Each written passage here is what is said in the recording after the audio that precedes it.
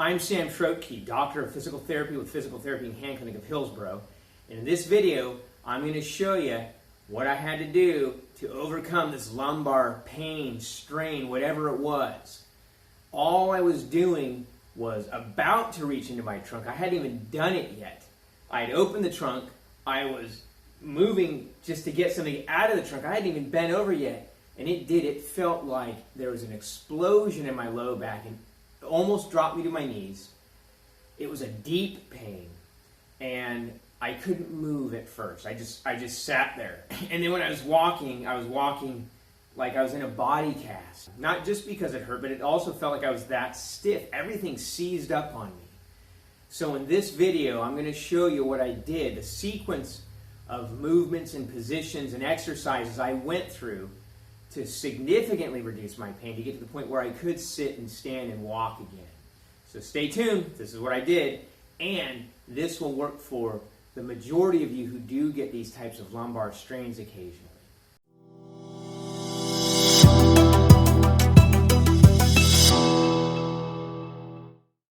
I know from previous low back strains and having back pain for a good portion of my life that the exercise that works for me is extension in line. That's one of my desert island techniques. If I'm stuck on a desert island, this is one of those exercises I would bring with me. But it was too painful. I couldn't do it. But I know that's what I needed to do. And I would say for 70% of low back strain cases, that's also probably the exercise that most of you need to do. But I couldn't do it. So extension in line is just watch up in that window there. That's extension in line. Couldn't do it. In fact, I couldn't even do this.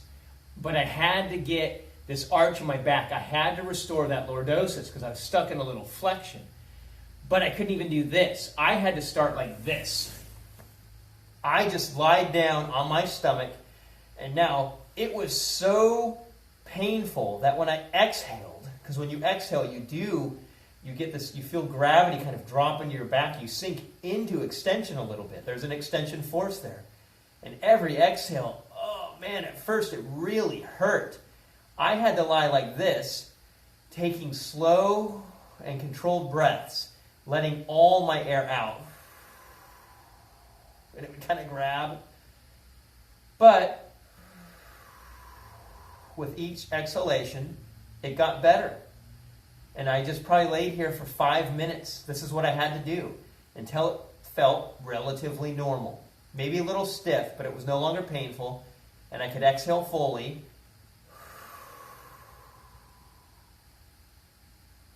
And it was tolerable. Exhale fully. From there, I had to come up to my elbows. Okay? It hurt. So, and again, when I would exhale, it really hurt. So I had to come back down. That's what I had to do. Waited here a couple minutes again, a minute to two, however long it takes you to settle down. And then I had to come back up here again. But each time I came back up here, it was a little easier. And I would just focus on that exhale. If it was too intense, I'd go back down. And I probably had to run through that sequence 3 to 4 times. But then I got to the point where I could do this. And I could exhale. And I would do that 10 times. And I think in the video you can even see when I exhale, you see that lordotic curve kind of sink. So it becomes more pronounced. Then I got to the point where I could even do this. So I would kind of oscillate slowly, extend a little farther, and then relax back down. Extend a little farther, and then back down. Extend, exhale, and then back down. Extend, exhale. And I wouldn't give you sets or reps on this. I would just do it until it started feeling more normal. It's not going to feel perfect because you've got this really acute lumbar strain and there's something in your back obstructing your motion and it's painful. So it's not going to go away like that most likely. So I would do this for a while. Then I go back down to rest it. Now though, I can come up to my elbows. I can even extend on my elbows a little bit. and it feels pretty normal as it's gonna. So now I'm gonna start doing extension and line. My hands come right below my shoulders. I do all the work with my arms, and I push up. Now, when I first started it, see right now I've got some arch happening in my back. When I first started this, it was like I was doing a plank almost. And it kind of hurt, so I'd do a few. If it was too intense, I'd come back onto my elbows. This is what I had to do. But I knew I needed to restore extension. It actually did feel better to be doing it, but it was painful at the same time. So you do what you can, all right? So stay here as long as you need to. If you need to, go back down to here. Go up, take a couple deep breaths, go back down. Do what you need to do. Your body will tell you what's working for you, but give it time and be patient. Now, when I got to the point where I might do a few, maybe I couldn't lock my elbows yet, but that's fine. See, my extension's getting more and more. Even now as I do it, I feel myself loosening up. Okay? So, anywhere between 10 to 15, 8 to 15. If it 10's too much, just do 8. And then I would rest back down like this, because I'm trying to give my body time to reintegrate into that lordotic position. Some of the lordotic curve is normal and natural. That's what your body likes. It evens out the intradiscal pressure. Okay? It's a comfortable position for your spine. So you've got to restore it. All right, so then I got to the point where I could fully lock the elbows. And that felt great, actually. Lock the elbows. Pause 1 or 2 seconds. Lock the elbows. Pause 1 or 2 seconds. And I was doing 10 of these, but I was doing 3 sets of 10, so I was doing 30 total. And that's what I was having to do. And I was getting to the point where I'd lock my elbows and look up. That puts more of an extension force into my back. That gives me more of that curve. I can feel it, even right now. Okay? Then I got to the point, I'd lock my elbows, I'd look up, and I'd exhale. And I'd do that in the last 3 or 4 repetitions. I'd come up, lock my elbows,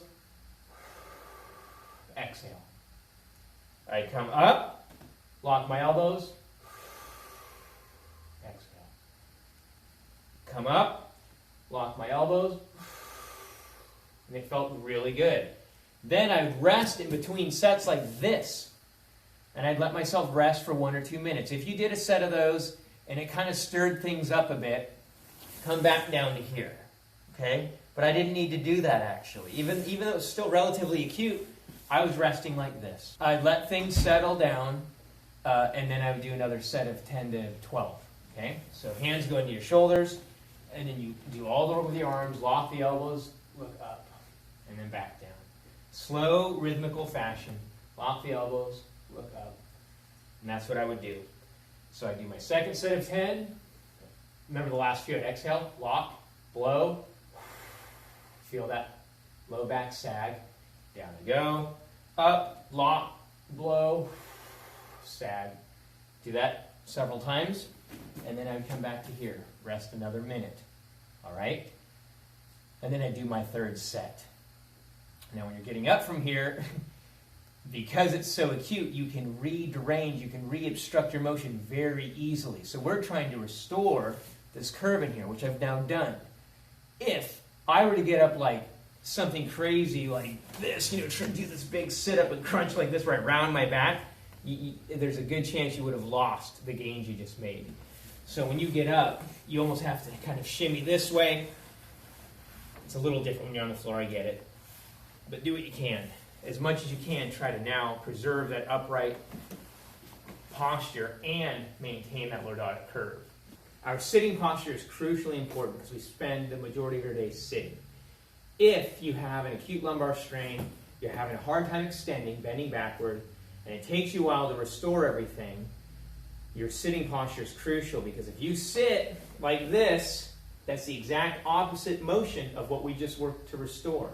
And it's going to throw everything out of whack again. So you've got to try to maintain this lordotic curve. So couches can be pretty bad for your backs. Get a firmer chair with a straight back. That's ideal.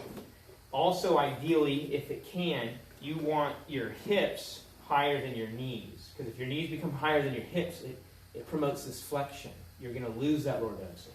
So hips higher than your knees if you can. And I want you to use a lumbar roll. So you can get a lumbar roll, or you can use a roll of paper towels. That works fine too. Your hips go all the way back in the chair, and then you just take the roll of paper towels or your lumbar pillow, and you put it in the apex of that curve. So this way you're preserving that lordotic curve that you just restored with your exercise sequence. Anytime you're going to sit, use one of these. Hips all the way back, put the lumbar roll in the apex of the curve. There might be a certain spot too that it just feels better to be kind of supporting, so you can put it there too. But make sure those hips are all the way back and you're upright this way. You don't lean back into it like this. You just let the lumbar roll kind of do its work. It supports you. Now, in certain cases, we don't have chairs that are flat here. They're kind of slanted backward, like in a bucket seat in a car. If that's the case, you've got to kind of fill that hole in with a pillow or something. This way. Because you want to get your hips higher than your knees. If the chair is too low, elevate it if you can. If you can't elevate it, then you put something in as a riser. So you could just do a big pillow or two. If it slants backward, this one kind of does, then I would fill that hole in this way. And that'll feel a ton better too. So same thing, hips are all the way back this way. This actually does feel better. You can see my hips are higher than my knees now. And then there's my lumbar roll. So that's how you manage an acute lumbar strain. Restore your lordosis. Once that's done, and it might take a while, it could take anywhere from 10 minutes to 30 minutes. Then when you're done in between, if you can, move, walk around. When you do sit, you've got to maintain your lordotic posture. So get a chair where your hips can be higher than your knees, a straight back, firm chair, use a lumbar pillow, hips all the way back in the chair, and then put the lumbar pillow in the apex, in the largest part, the deepest part of that curve, okay? And if you need to, if the chair won't elevate so that your hips can be higher than your knees, put a pillow or something else in there to raise you up. If it slants backward, you've got to fill in that hole. And I do that with a pillow, or you can do with some other kind of thing. But anyway, fill the curve up so that your hips are higher than your knees, okay? It's important. I'm Sam Schroetke, doctor of physical therapy with Physical Therapy and Hand Clinic of Hillsboro, and I have just shown you how to manage an acute lumbar strain. If you like what you've seen in this video, subscribe to our YouTube channel, click on the little bell. That way you're going to be notified every time we upload a new video. Like the video, share the video with your friends, and leave comments below. Let us know how this sequence of managing acute lumbar strain worked for you. If you have any questions, leave your comments below with those, and I will get back with you.